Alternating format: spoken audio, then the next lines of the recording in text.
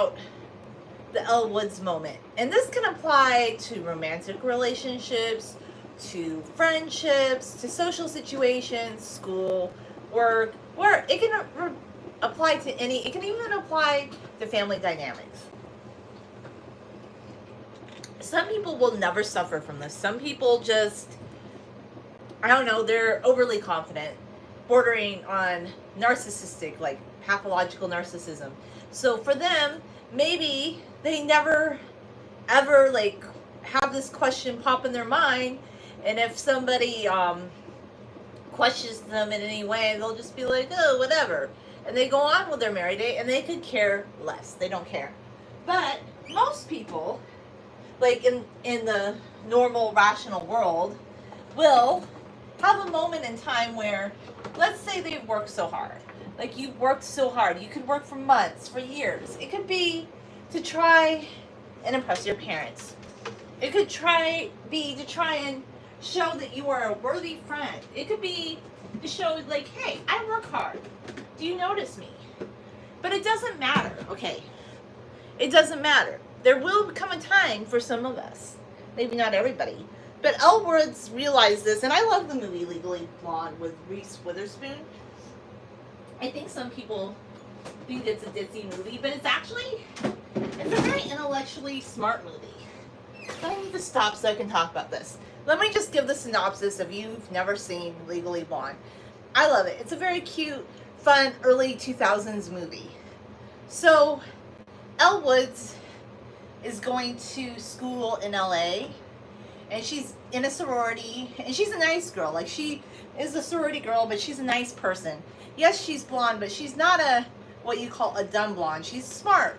She's likable. She's nice. Like, she seems like the perfect girlfriend. And she's going out to dinner with her boyfriend, Warner, and she thinks he's gonna propose, okay? So she's all excited, and he decides to pop a different kind of question to her. He goes that he thinks they should break up because he's going to go to Harvard Law School, and he wants to find somebody that would be more suitable to date and maybe eventually marry. And you think this would be the red flag, okay? You think that would be the red flag. But no, Elle just loves Warner so much that she decides, oh my gosh, I'm going to impress him and show him how smart I am, and I'm going to get into Harvard myself. So she jumps through hoops to get into Harvard, and yes, it's a little bit of fantasy because the way that she gets into Harvard is not the acceptable traditional way. But anyway, she makes it there, and she's taking the same classes as Warner. And she goes to a costume party, and some of the girls on campus trick her into thinking it is just a sexy costume type party, so she dresses up as like a Playboy bunny. And it turns out it's not a costume party, and she shows up in a Playboy bunny outfit, and everybody's laughing at her. And Warner tells her that she should do something more valuable with her time, and that she shouldn't be wasting her time at Harvard. She has an epiphany. And this needs to be your Elle Woods moment.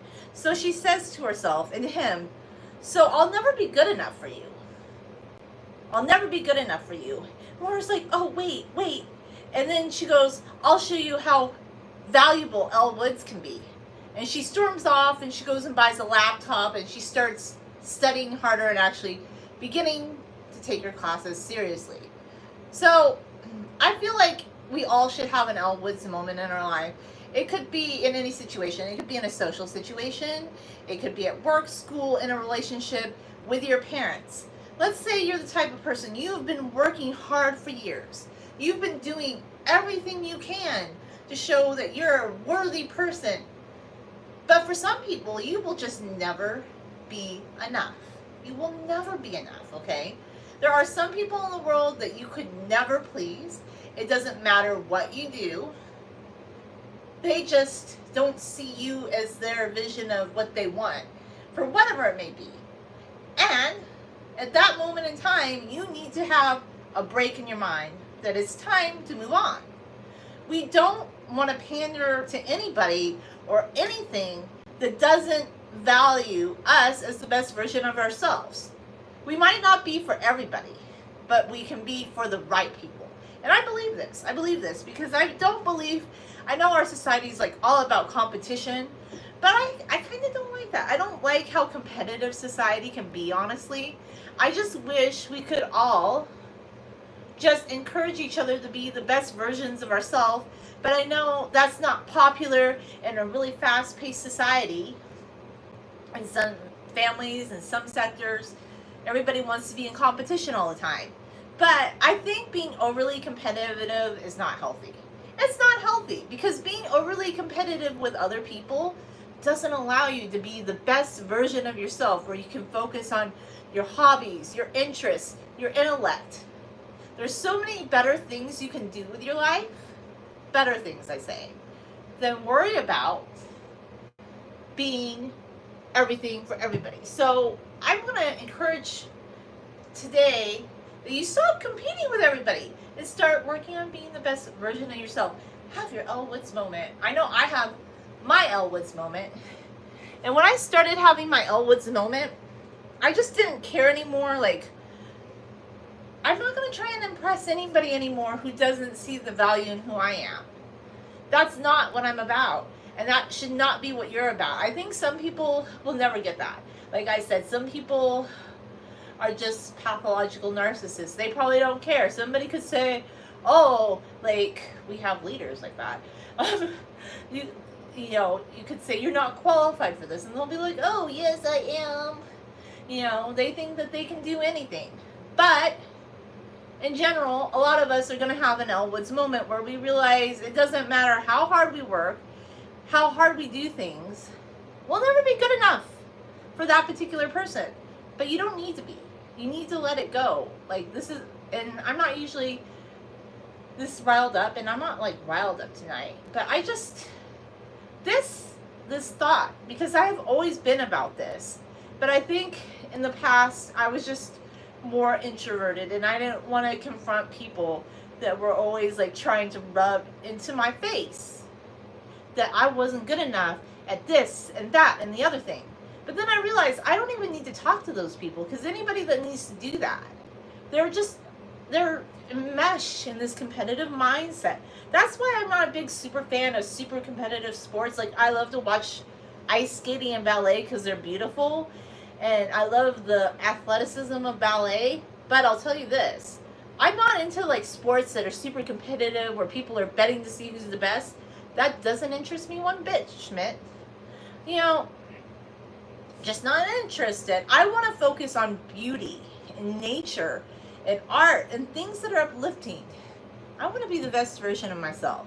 So I think you should be the best version of yourself. And anybody who basically doesn't appreciate who you are, radically so, it's not worth being in your life.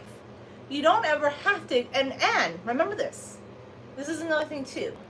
Just because you're not good enough for that person or a certain group of people doesn't mean that you're not amazing at a certain thing. Definitely not.